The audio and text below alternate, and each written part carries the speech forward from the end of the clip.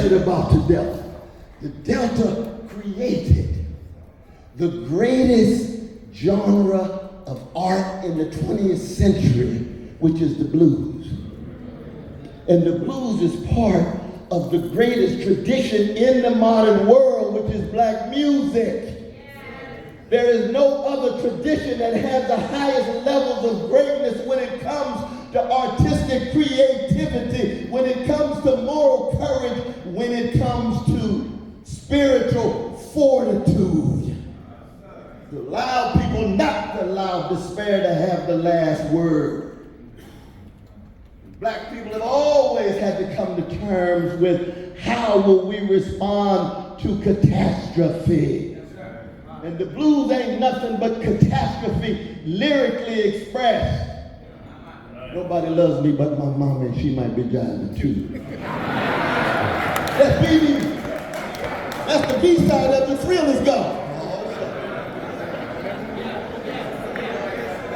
Don't let anybody ever tell you that America has a race problem. No, there have been catastrophes of viciousness visited upon black people. Don't confuse the problematic with the catastrophic.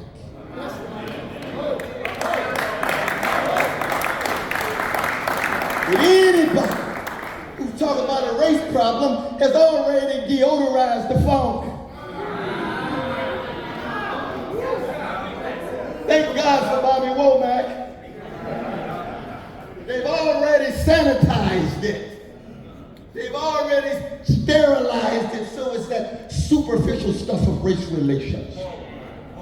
No, we're talking about a people who are enslaved and terrorized and lynched and degraded and demeaned and told they're less than human by every major authority in the culture, from science and church and mosque and synagogue and mass media. That ain't no motherfucking problem, that's a catastrophe.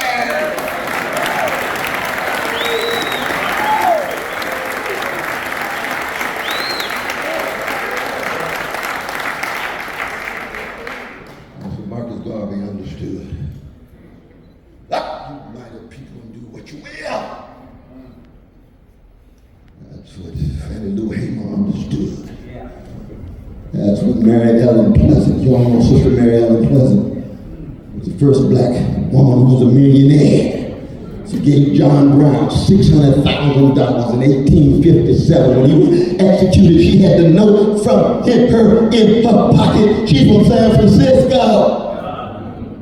Married Robert Barron, he dropped dead, she got the money. Oh, the Lord works in mysterious ways.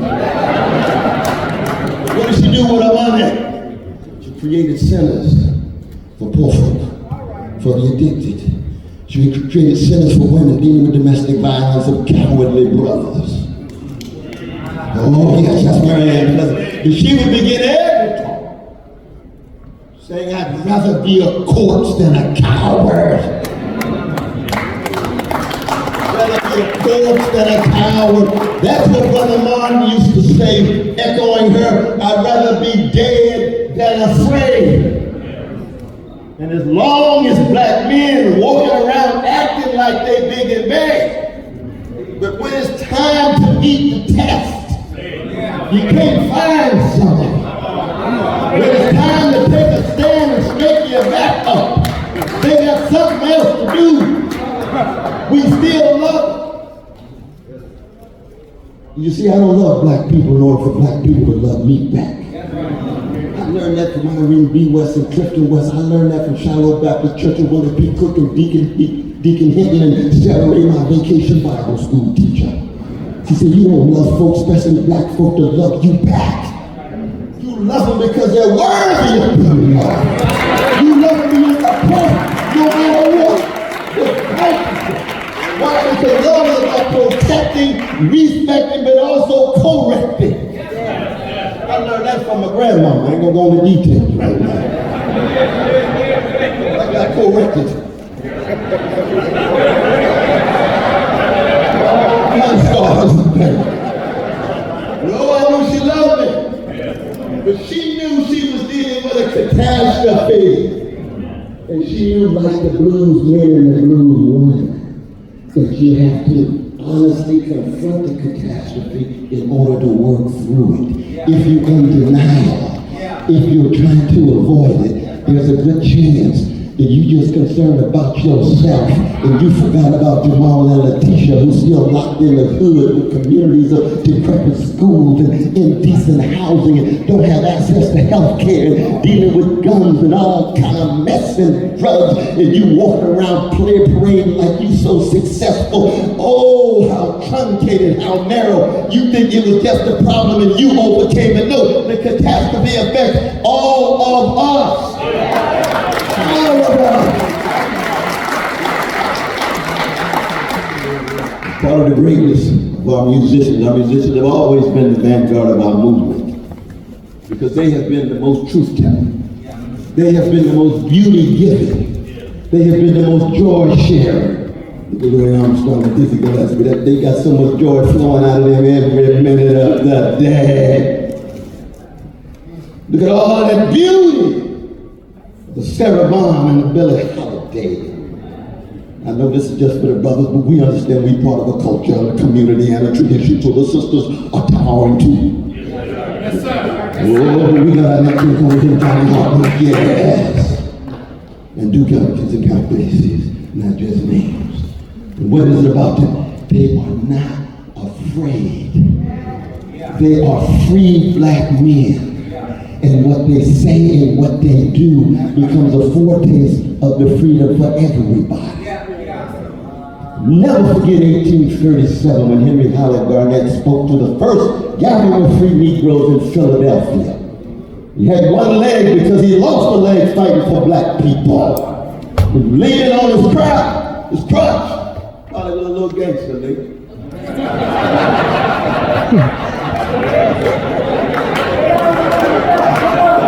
And he looked out at the crowd and he said, black people never confuse our situation with that of the Israelites in the Hebrew scripture. For black people, Pharaoh is on both sides of the bloody Red Sea.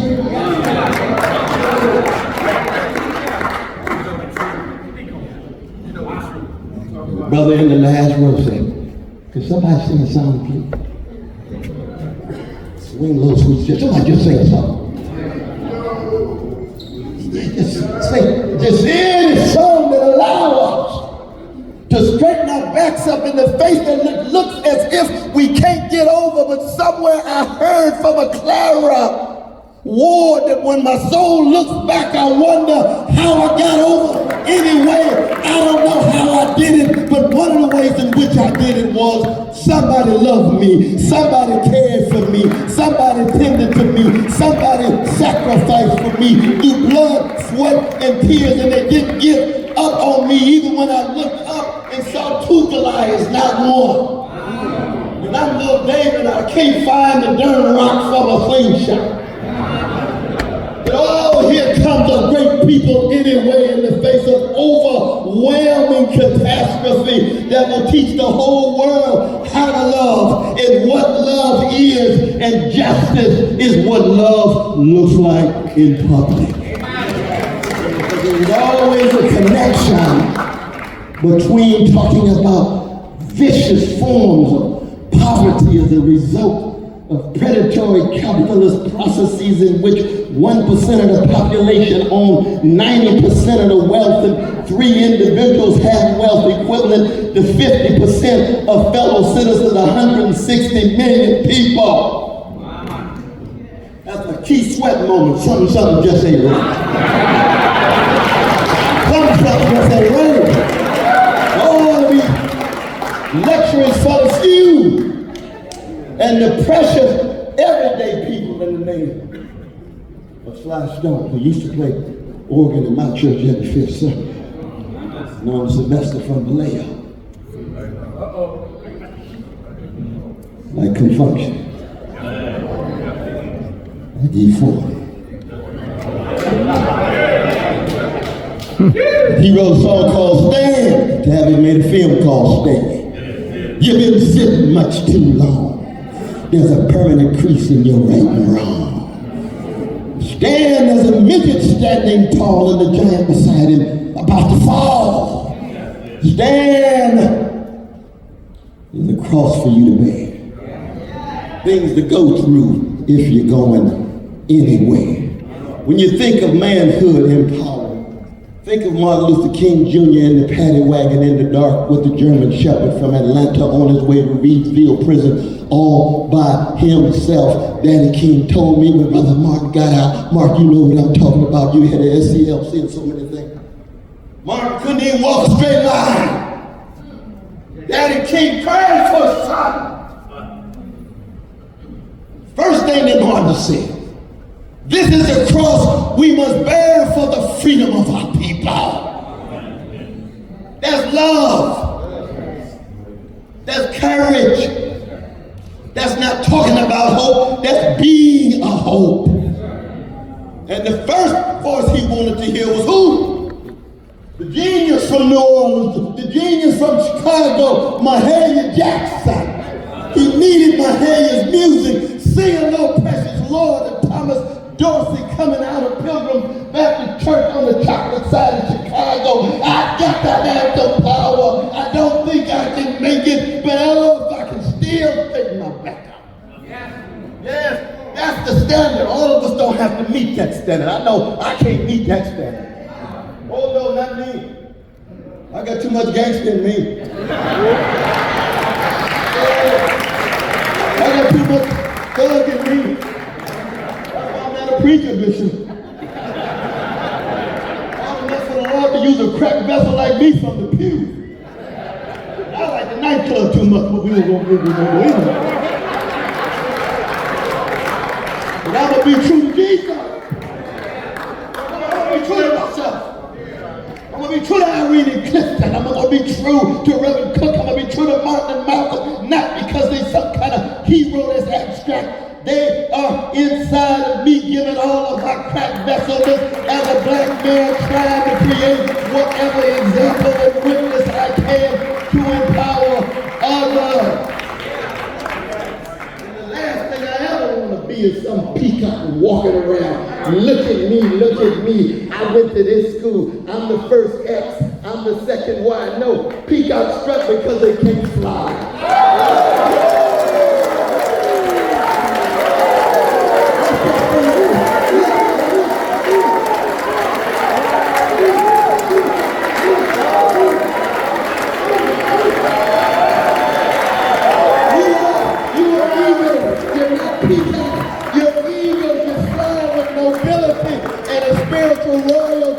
And you look low on the least of these coming out of the 25th chapter of Matthew. And if we're true to our musicians, if we're true to our great artists, then you understand what it means to have style with a smile and a great tradition of a great people in humility.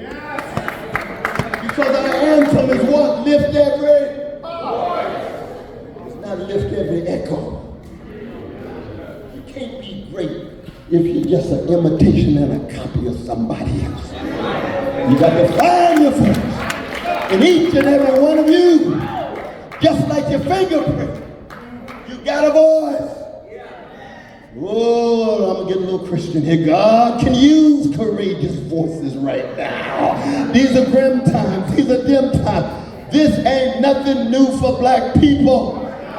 If we straighten our backs up and with a vision and a willingness to fight for the least of these, for poor working people here and around the world, we shall see that caravan of love that the Isley Brothers sing about, and the love train of the OJs, and the love supreme of John Coltrane are not just songs, but they put in action through the manhood plan for empowerment. God bless you all. Stay strong.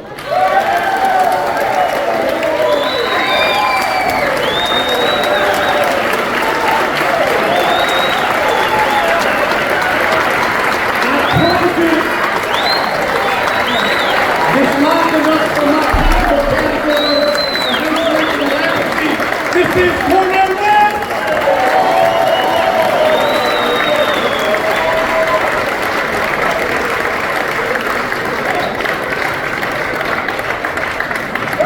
I was just thinking if I can If I could just touch the hem of his garment, right, huh? Will I be empowered like that? Give it up for Dr. Cornell West, everybody, please.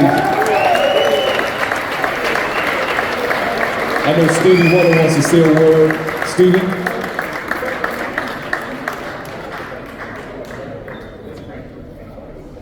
Ladies and gentlemen, Stevie Wonder.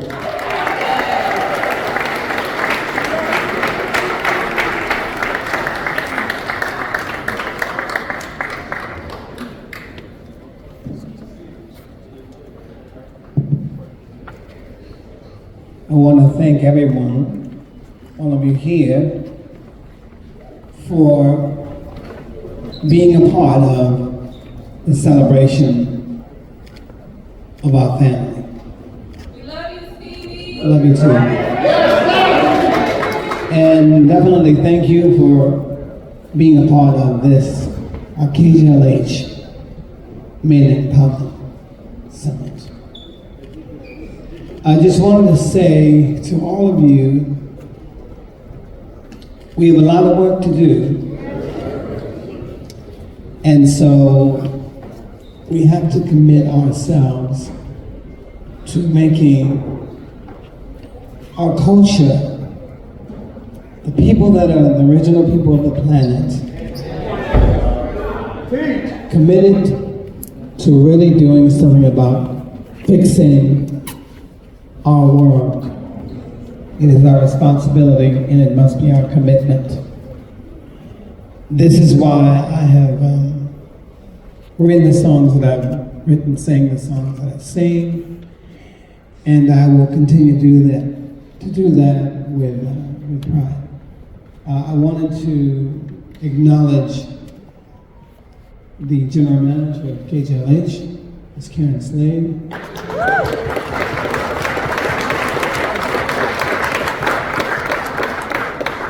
And our program director, Mr. Chris Milan.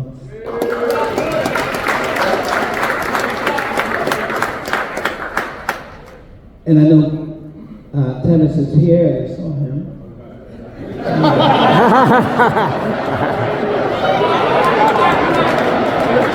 I wasn't looking in his direction, I'm sorry. So we acknowledge KJlH. And we're happy that you're doing what you are doing. And it's just a part of the family. So there you go with that.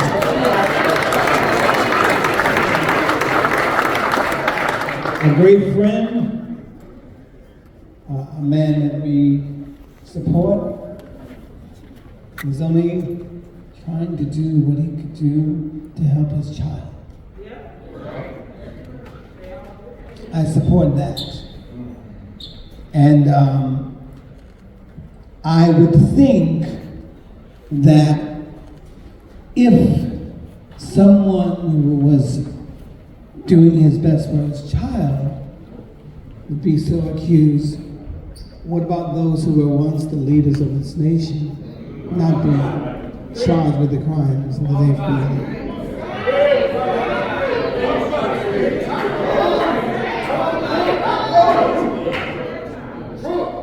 Because for me, to have someone come continuously around, talking the same bull-tish, is unacceptable. So we got work to do.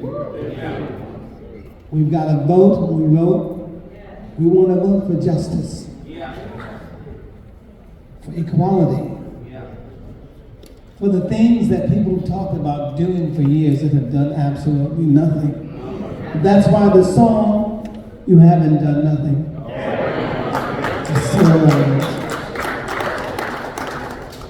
that's why my writing, we can't put it in the hands of fate. We have to put it in our hands of faith in each other and those of us conscious people of whatever ethnicity you are from, to step out and stand strong and do what you need to do. Stop playing. I love you. God bless you.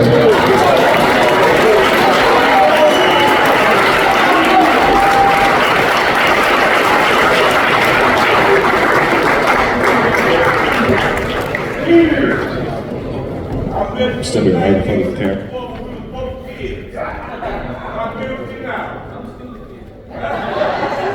Hey, so let me give everyone a heads up too. So if you're looking for your sessions, your breakout sessions, there's a QR code right in the front. To scan that QR code, and all the instructions, the map, everything else is on that QR code. One more time, Mr. Stevie Wonder, everybody, come on. So you got a surprise special guest you want to bring out right quick? Ladies and gentlemen, I got a question for you. Are there any Laker fans in the audience? Any Laker fans? Well, in addition to all these legends that you see out here on the floor, we got another legend. We got another legend over there. Ladies and gentlemen, from the Showtime Lakers, James Worthy, ladies and gentlemen. James Worthy.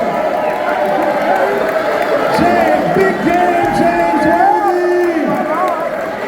Now listen, James is on a panel over in the other building on mental health. So he'll be over there. You can go over and meet James and say hi. Say, hey, James.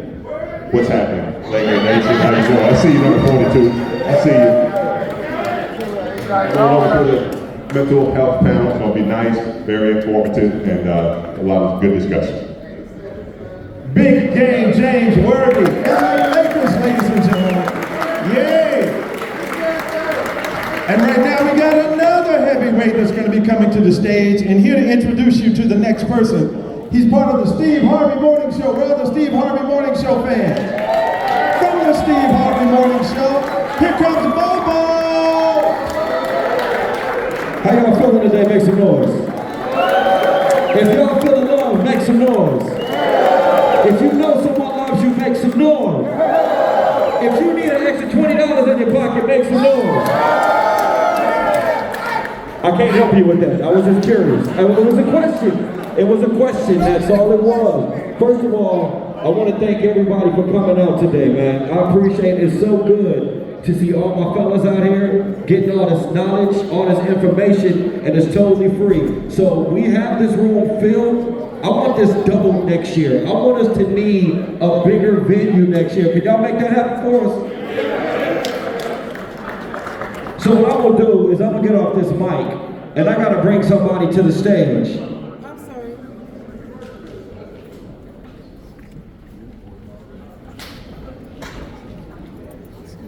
So, just letting you know, I'm just talking my ears, you guys saw. The sessions are about to start, so if you guys want to make your way to the sessions, that is completely fine. The sessions are underway, and you're starting in the building right across the way, right where breakfast was served. Right where breakfast was served. And just make sure you guys clear the aisle, because we will have some kids coming in and get this next guest. So if you're standing in the aisle, make sure you have some room for the kids to come by. I appreciate y'all so much.